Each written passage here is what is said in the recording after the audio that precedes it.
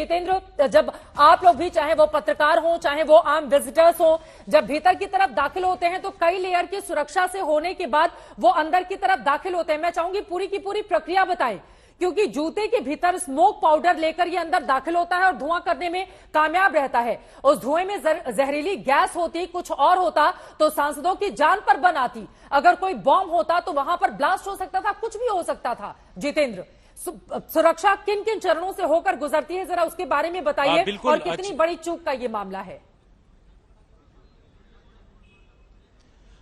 बिल्कुल चित्रा, जो पार्लियामेंट के अंदर है एक प्रोसीजर है और यहाँ का एक प्रोटोकॉल है। उस प्रोटोकॉल के तहत सुरक्षा से जुड़े हुए पास बनते हैं। चित्रा, सबसे पहले आपको बता दें कि पत्रकारों के लिए जो अलग से पास बनाया जाता है उसके लिए बाकायदे जो ऑर्गेनाइजेशन होता है वहां से लेटर हेड दिया जाता है, और लेटर हेड में जो ब्यूरो चीफ होते हैं या फिर जो न्यूज डायरेक्टर होते हैं उनके सिग्नेचर का लेटर मिलता है, और उसके बाद जिन पत्रकारों का पीआईबी पास होता है उन्हीं का पास बनता है। और ये भी कोरोना के बाद से काफी लिमिटेड कर दिया गया है। और वहीं दूसरी तरफ अगर आपको बता दें तो विजिटर्स के लिए पिछले 2 सत्र से शुरुआत की गई है। इससे पहले का जो सत्र था और ये जो शीतकालीन सत्र है, इन 2 सत्र में विजिटर्स के आने की शुरुआत की गई और विजिटर्स के लिए पास बनना शुरू हुआ। इससे पहले कोविड की वजह से या फिर एक बड़ी खबर आ रही है, उसके बाद मैं फौरन आपके पास आती हूं।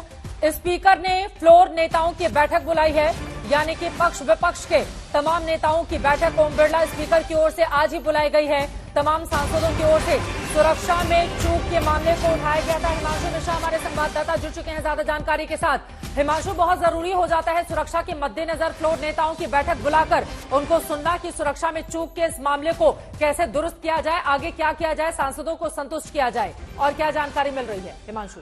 देखिए, बिल्कुल स्पीकर ओम बिरला ने जो है सभी राजनीतिक दलों के जो फ्लोर लीडर्स हैं लोकसभा में उन सबकी बैठक बुलाई है, क्योंकि ये जो हादसा हुआ भी है ये लोकसभा में हुआ है, और इसीलिए जो है स्पीकर ने सभी फ्लोर लीडर्स की बैठक को बुलाया है और उनको बताएंगे कि क्योंकि गृह मंत्री माफ कीजिएगा गृह सचिव जो है वो और पुलिस कमिश्नर संजय अरोड़ा जो है इस वक्त उनके साथ बैठक कर रहे हैं, और सुरक्षा को लेकर जो भी प्रिकॉशंस आगे के लिए बरतने हैं तो वो सब किए जाएंगे, और उससे लेकर जो भी चीजें आगे संसद के अंदर इस तरीके की घटना ना हो उसके लिए क्या कदम उठाए जाएं, इसको लेकर सभी फ्लोर लीडर्स को जो है स्पीकर की तरफ से जो है वो जानकारी भी दी जाएगी। और जहां तक हमें पता चला है, स्पीकर ओम बिरला ने ये निर्देश दे दिए हैं कि जो विजिटर गैलरी है उसमें किसी भी व्यक्ति का कोई पास न बने, चाहे वो किसी सांसद या मंत्री के रिकमेंडेशन से आया। ये बहुत जरूरी भी हो जाता है हिमांशु। एक और, चूंकि बार बार जो प्रताप सिम्हा है बीजेपी के मैसूर के सांसद, उनका नाम आ रहा है कि सागर नाम के शख्स ने उन्हीं के विजिटर पास पर एंट्री ली थी, तो उनसे क्या किसी भी तरह की कोई बातचीत हो पाई है? क्या वो जानते थे इन लड़कों को, इनका क्या मकसद था, इस बारे में कोई भी जानकारी मिल पाई है क्या हिमांशु? देखिए, जो जानकारी मिली है, प्रताप सिम्हा ने जो है अपनी तरफ से जो है वो संसदीय कार्य मंत्री प्रहलाद जोशी से मुलाकात करके ये बता दिया है कि वो लोग उनके जो है उस पे आए थे विजिटर पास पे, ये ठीक है, उन्होंने रिक्वेस्ट की थी।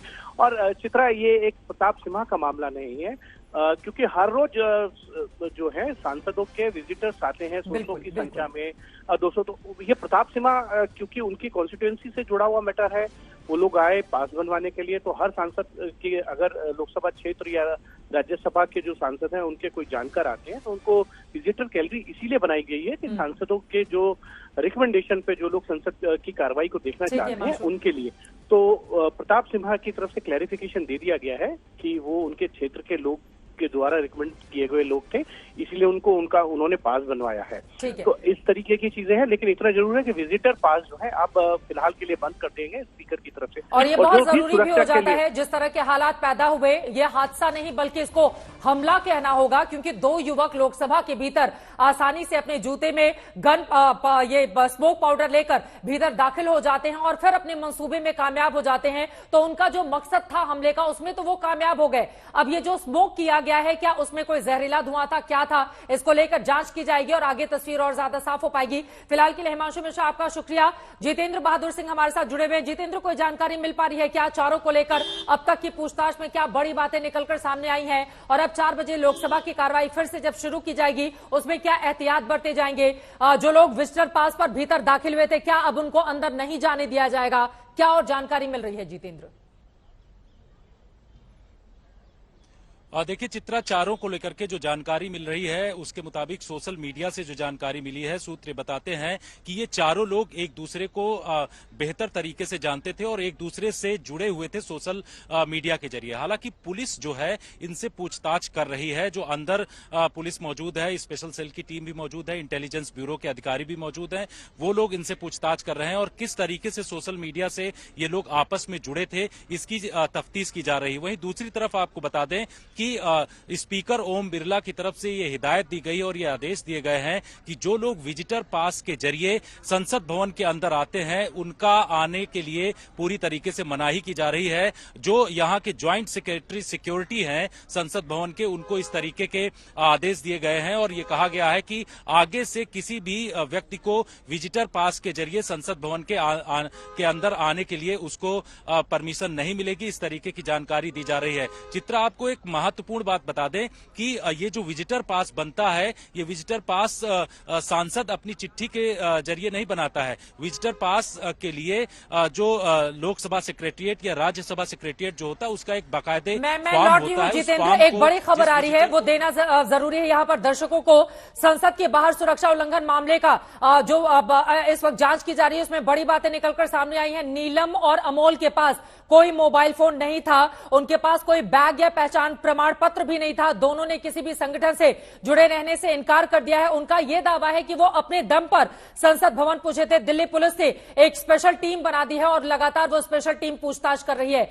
लेकिन संसद के भीतर ये जो अफरा तफरी फैली, स्मोक कलर के वहां पर फैलाए जाने के बाद पूरी तरह से जब धुआं संसद के भीतर हो गया था, उसके बाद जब सांसद बाहर निकले उनकी ओर से अपनी पहली प्रतिक्रिया किस रूप में दी गई थी, जरा सुनते हैं। ये एक बहुत गंभीर मसला है क्योंकि संसद देश की छवि है, देश के सरोकार यहाँ रिफ्लेक्ट होते हैं। उसके बारे में मुझे दुख के साथ कहना पड़ रहा है कि जो चाक चौबंद व्यवस्था होनी चाहिए थी उसका अभाव दिखा। मैं आपको एक छोटी घटना बताऊंगा। जिस दिन विमेन रिजर्वेशन बिल पास हो रहा था, जिंदाबाद जिंदाबाद मोदी जी जिंदाबाद के नारे लग रहे थे। मैंने उसी दिन कहा था कहीं कल को कोई आदमी विजिटर पास लेके आए, मुर्दाबाद के नारे लगाए या कुछ फेंक दे। आज वही हो गया ना।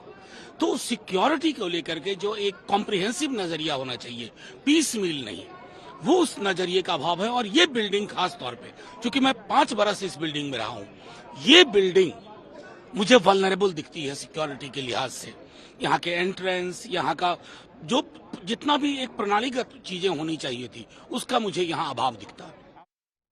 सुरक्षा में चूक का बहुत बड़ा मामला सामने आया है। यकीनन पूरे मामले की जांच की जाएगी। कुल 4 लोग हैं जो 2 लोकसभा के भीतर धुआं फैलाने में कामयाब रहे, 2 बाहर अफरा तफरी फैलाने में कामयाब रहे। इनका मकसद क्या था, इनके पीछे कौन कौन से लोग हैं, अभी लंबी जांच होगी जिसके बाद और ज्यादा जानकारी निकलकर सामने आएगी। लेकिन यकीनन सुरक्षा में चूक का यह बहुत बड़ा मामला सामने आया है उस संसद भवन से जहां पर सुरक्षा के तगड़े और कड़े इंतजाम रहते हैं।